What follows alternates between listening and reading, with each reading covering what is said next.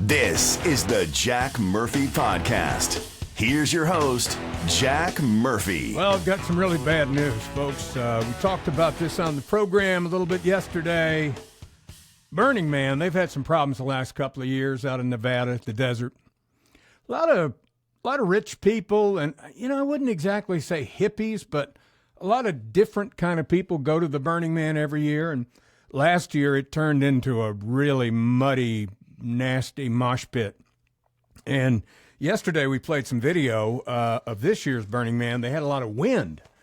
And I was talking to Alpha yesterday, and when I was younger, I used to think, maybe one year I'd like to go just to see it.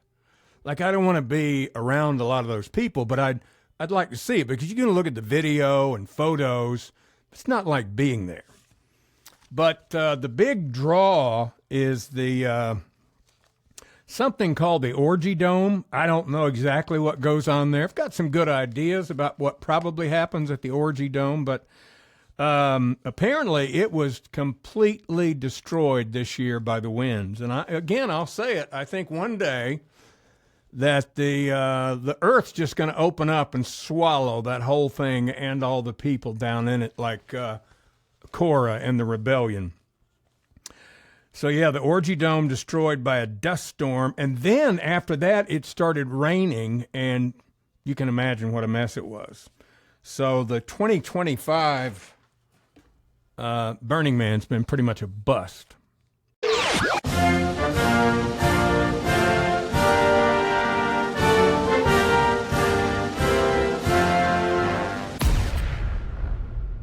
So have you noticed sometimes on social media, we've talked about this on the podcast before. By the way, welcome to the Jack Murphy Podcast. If you haven't subscribed, go ahead and subscribe now, like the video, and become part of our growing group. Up to 202 subscribers now.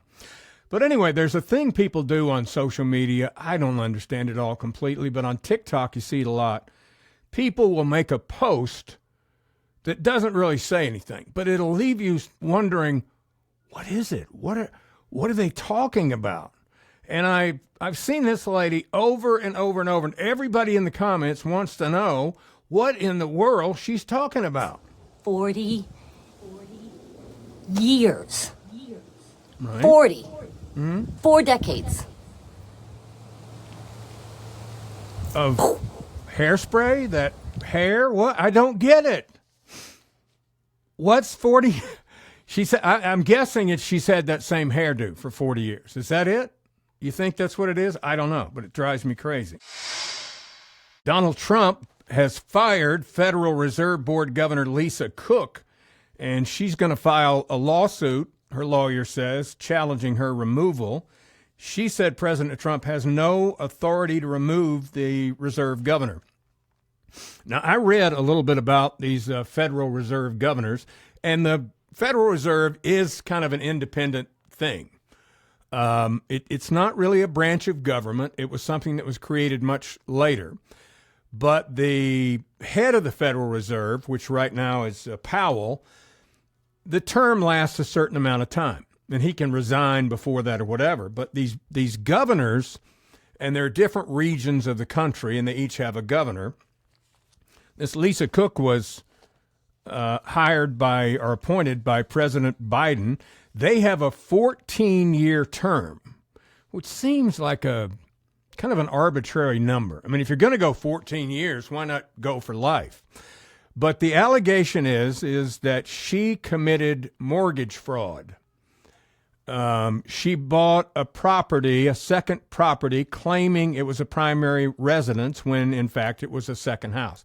The same thing Letitia James is accused of. The same thing Adam Schiff is accused of. And it is a federal crime. It's what Letitia James sort of accused Trump of, mortgage fraud. So she's going to fight back. And I guess the end play is that since Biden appointed her, she's probably got 9-10 years left on her 14-year term. So maybe she's thinking, hey, if I sue them, maybe we can settle out of court, because they do make a lot of money for the 14 years that they're there. They don't know what the they're doing. Do you understand that? You had to respond to Well, by now you've heard about the big engagement. Taylor Swift and Travis Kelce are now officially engaged.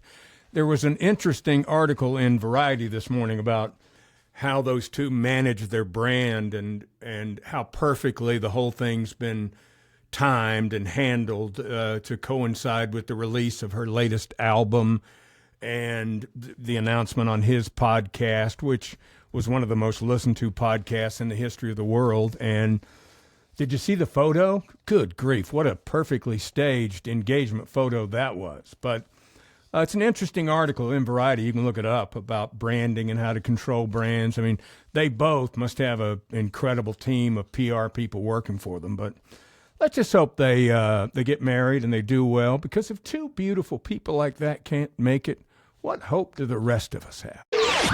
I don't need to make personal appearances at this point in time in my career. I am on the top of my game. I'm on the prime of my game. I ain't passed nothing up, baby. And I ain't gonna pass this up. So Alpha Trevette, who would be here with me, he's got some computer issues, but Alpha was telling me about a job site. You know, now everybody that's looking for a job, they go to one of these platforms, so they use a headhunter. They go to Indeed or one of the other, Monster.com. But one of these job sites, they've been doing something underhanded. They've been hiding the good jobs. And what I mean by that is there's a lot of big, particularly tech companies, they love to hire foreign, I think it's an HB1 visa employees, because they can hire highly educated, really good talent for coding, computer engineering, all that kind of stuff, software design, hardware design, from India, Pakistan, all over the world, and they can hire this talent for less than they can hire an American. And I hate to say it, but they'll usually work a little harder, try a little harder to get ahead.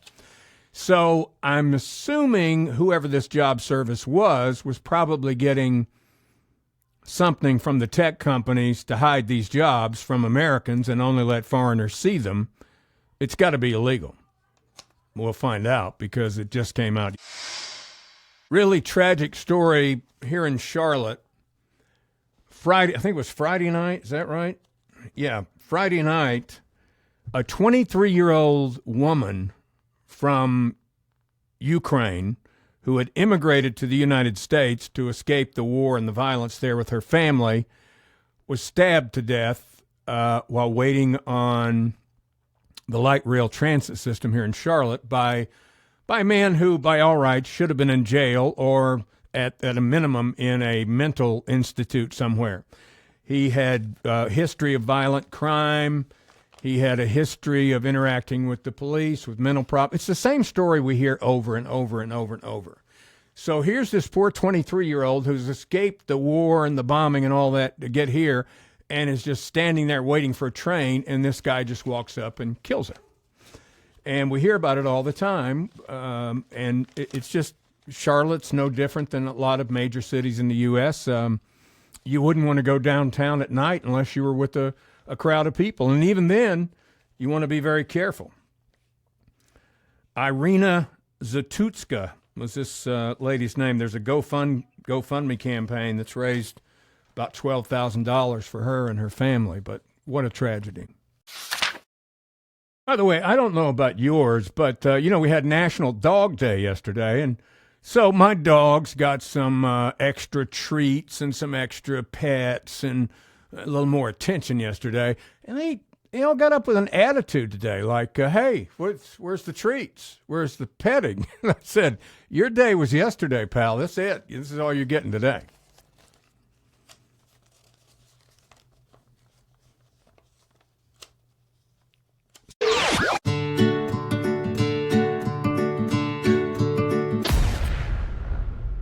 So by now, everybody's heard Cracker Barrel folded. They caved. Yesterday, President Trump said they should go back to the old logo. I don't think their decision had anything to do with that. I think it had to do with the fact that they lost about $150 million in stock value, and customer counts at the restaurants were just abysmal ever since the fallout. And so they announced yesterday that they were bringing back the old Cracker Barrel logo. Now, this little fiasco that they put together, they spent $750 million on this rebranding, and that was refreshing some stores. That's not even all the stores, just some of them.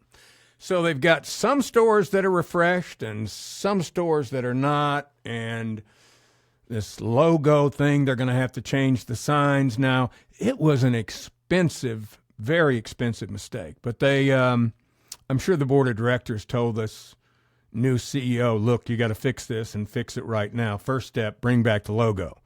That has people really pissed off. Next, stop refreshing the restaurants. They liked it just the way they were. So they wrote this it was really well written letter to their customers, and they released it yesterday, and it said, like, we love Uncle Herschel. We didn't realize that taking him off the logo would hurt people so badly, and Uncle Herschel will always be a part of Cracker Barrel, and he's back, and the barrel, and we love that barrel, and the Uncle Herschel and the barrel are both back at Cracker Barrel, so y'all come on back.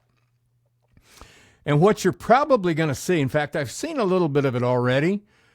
Remember after the Bud Light fiasco, which, man, how many hundreds of millions did that cost Budweiser?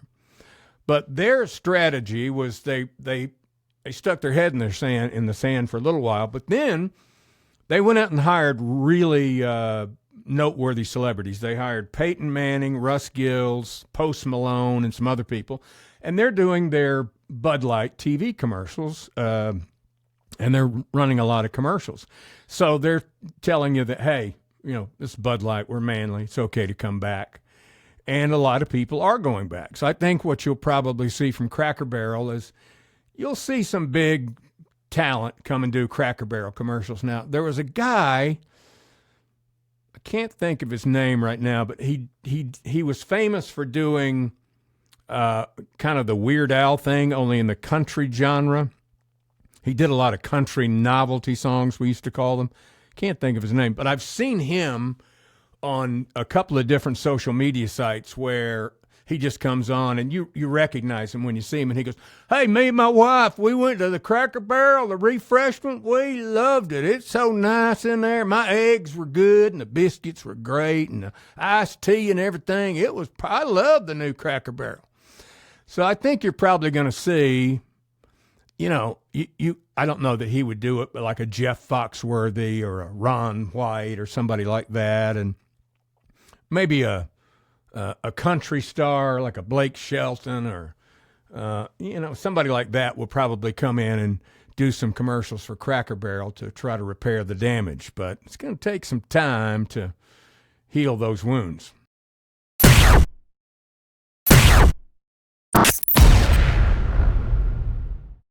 All right, so thanks for joining us today on the Jack Murphy Podcast. We've had a lot of technical difficulties today here at Podcast Central in Studio A. We had internet problems. Alpha had internet problems. We had platform problems. So I kind of had to piece this together this afternoon. Thank you for watching it. And if you haven't, subscribe and like the video.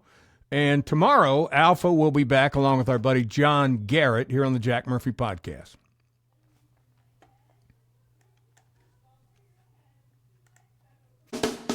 Thanks for watching the Jack Murphy Podcast. Remember to like, subscribe, and ring that bell. Go ahead, ring it. Get alerts when a new episode drops, and tell your friends about the Jack Murphy Podcast. But only the cool friends, please. Tune in next time for another episode of the Jack Murphy Podcast.